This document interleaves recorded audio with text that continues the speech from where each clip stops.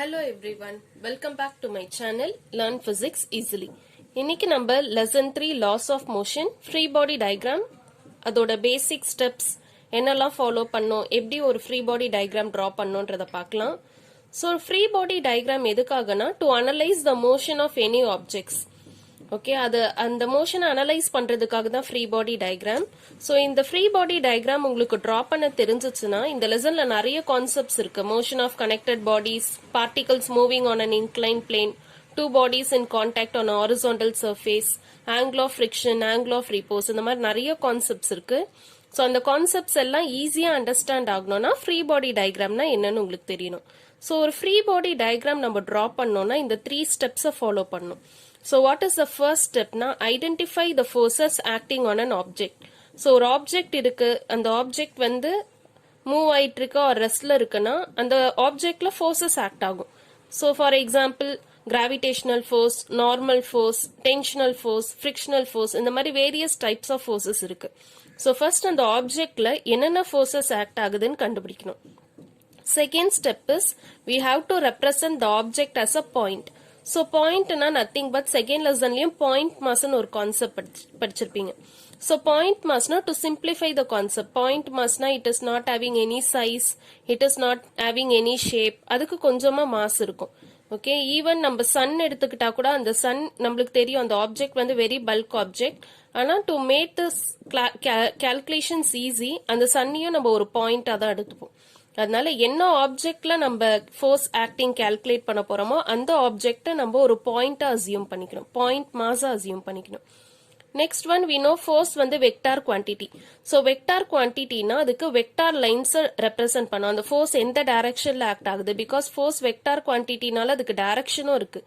So யூஸ்வலா vector எப்படி denote பண்ணுவோம், ஒரு ஸ்ட்ரெயிட் லைன் டிரா பண்ணிட்டு ஆரோ ஹெட், அந்த ஆரோ ஹெட் தான் டைரக்ஷனை ரெப்ரசென்ட் பண்ணும். இப்போ நம்ம வேரியஸ் எக்ஸாம்பிள்ஸ் பார்க்கலாம். ஸோ ஃபர்ஸ்ட் எக்ஸாம்பிள் வந்து என்னன்னா ஒரு ஆப்ஜெக்ட் வந்து it is placed at a rest on a table. எப்பவுமே ஞாபகம் வச்சுக்கோங்க, ஒரு ஆப்ஜெக்ட் வந்து சர்ஃபேஸோட கான்டாக்ட்ல இருந்துச்சுன்னா, ஓகே, ஸோ ஏதோ ஒரு ஆப்ஜெக்ட் இருக்கு, ஸோ அந்த ஆப்ஜெக்ட் வந்து சர்ஃபேஸோட கான்டாக்ட்ல இருந்துச்சுன்னா always normal force will be acting. Okay, so எந்த ஆப்ஜெக்ட்னாலும் அது சர்ஃபேஸோட கான்டாக்ட்ல இருந்ததுன்னா நார்மல் ஃபோர்ஸ் ஆக்ட் ஆகும். எப்படி ஆக்ட் ஆகும்னா normal force is acting upwards. Next ஒரு ஆப்ஜெக்ட் இருக்கு, அந்த ஆப்ஜெக்ட் சர்ஃபேஸோட கான்டாக்ட்ல இருந்தாலும் இல்லைனாலும், so whatever be the case gravitational force act ஆகும். ஓகேவா, ஒரு ஆப்ஜெக்ட் சர்ஃபேஸோட கான்டாக்ட், மூவிங், சர்ஃபேஸோட கான்டாக்ட்ல இல்லை, என்ன ரீசன்னாலும் கிராவிடேஷனல் ஃபோர்ஸ் எப்பவுமே டவுன்வர்ட் டைரக்ஷன்ல ஆக்ட் ஆகும். பிகாஸ் நம்ம எந்த ஆப்ஜெக்ட் த்ரோ பண்ணாலும் அது கீழே திருப்பி கிரவுண்ட் சர்ஃபேஸ்க்கே வந்துடும் பிகாஸ் ஆஃப் கிராவிட்டி. அப்ப கிராவிடேஷனல் ஃபோர்ஸ் எப்பவுமே டவுன்வர்ட்ஸ்ல ஆக்ட் ஆகும். இப்ப ஏதோ ஒரு ஆப்ஜெக்ட் வந்து ஹேங்கிங் ஆயிட்டு இருக்கு. ஹேங்கிங்னா a mango is hanging from a tree. அப்படி இல்லைன்னா ஏதோ ஒரு வெயிட் இருக்கு, அந்த வெயிட்டை வந்து நம்ம த்ரெட்ல கட்டி ஹேங் பண்ணியிருக்கோம். For example simple pendulum, simple பெண்டுலம்லயும் ஒரு த்ரெட் இருக்கும், கீழே ஒரு மாஸ் நம்ம வச்சிருப்போம். ஸோ எந்த ஆப்ஜெக்ட் ஹேங் ஆனாலும் அங்க டென்ஷனல் ஃபோர்ஸ் கிரியேட் ஆகும். ஓகே, அந்த டென்ஷனல் ஃபோர்ஸ் அந்த த்ரெட் எந்த டைரக்ஷன்ல ஹேங் ஆகுதோ அந்த டைரக்ஷனுக்கு ஏற்ற மாதிரி இது மாறும்.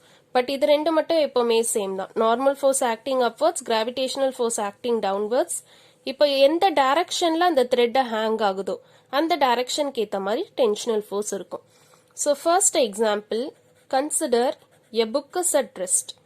ஓகே, ஒரு புக் இருக்கு, அந்த புக் எப்படி இருக்குன்னா ஏதோ ஒரு ரெஸ்ட் பொசிஷன்ல இருக்கு, ஒரு டேபிள் மேல இருக்கு. இப்போ இந்த எக்ஸாம்பிளுக்கு நம்ம ஃப்ரீ பாடி டயக்ராம் டிரா பண்ண போறோம். ஸோ புக்னா ஒரு ஆப்ஜெக்ட் தான், அந்த ஆப்ஜெக்டை நம்ம என்னவா மென்ஷன் பண்ணும், பாயிண்டா மென்ஷன் பண்ணும். ஸோ இந்த புக்குன்னு ஒரு ஆப்ஜெக்ட், அந்த புக்கை வந்து நான் பாயிண்டா அசியூம் பண்றேன். நெக்ஸ்ட் ஸ்டெப் என்னது, identify the forces. So book எங்க இருக்கு, ரெஸ்ட் ஆன் டேபிள். ஆன் டேபிள்னா சர்ஃபேஸோட கான்டாக்ட்ல இருக்கு. சர்ஃபேஸோட கான்டாக்ட்ல இருந்துச்சுன்னா நார்மல் ஃபோர்ஸ் ஆக்டிங் அப்வர்ட்ஸ். ஓகேவா, நம்ம அப்ப ஒரு ஃபோர்ஸ் ஐடென்டிஃபை பண்ணிட்டோம்.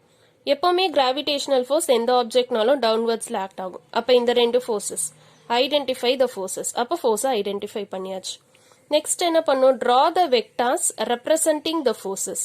அப்போ இங்க வெக்டார் லைன் டிரா பண்ணும். நார்மல் ஃபோர்ஸ் எங்க ஆக்ட் ஆகுது, இந்த புக்ல அப்வர்ட் டைரக்ஷன்ல ஆக்ட் ஆகுது. ஸோ இதுதான் நார்மல் ஃபோர்ஸ்.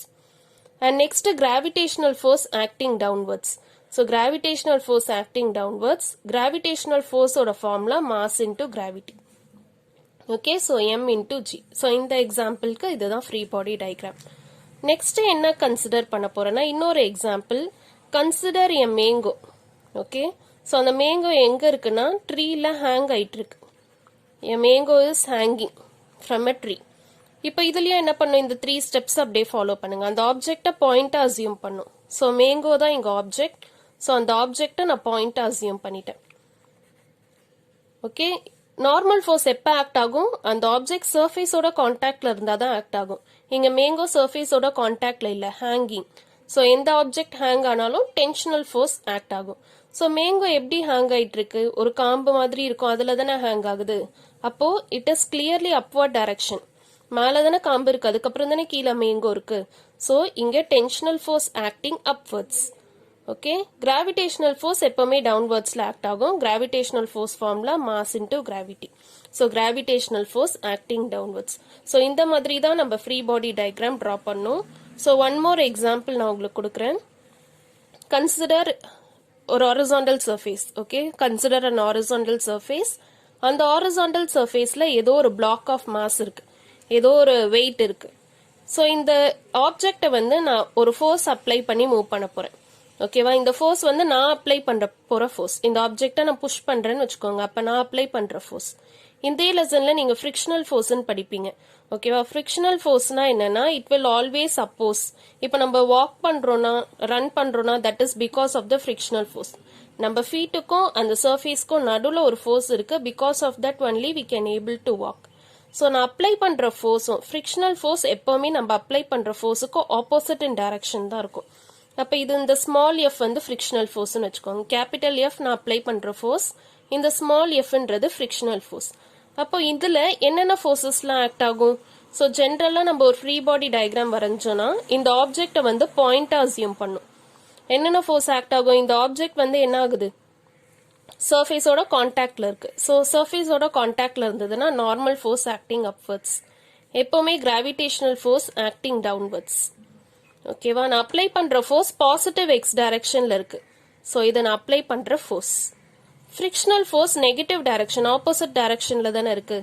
ஸோ இது வந்து frictional force acting in opposite direction. So இந்த கான்செப்ட்ஸ் உங்களுக்கு நல்லா தெளிவா புரிஞ்சிருச்சுன்னா இந்த லெசன்ல இருக்க எல்லா கான்செப்ட்ஸுமே ரொம்ப ஈஸியா இருக்கும். ஸோ ஃப்ரீ பாடி டயக்ராம் மறக்காம கோ த்ரூ பண்ணுங்க. தேங்க்யூ ஃபார் வாட்சிங் திஸ் வீடியோ.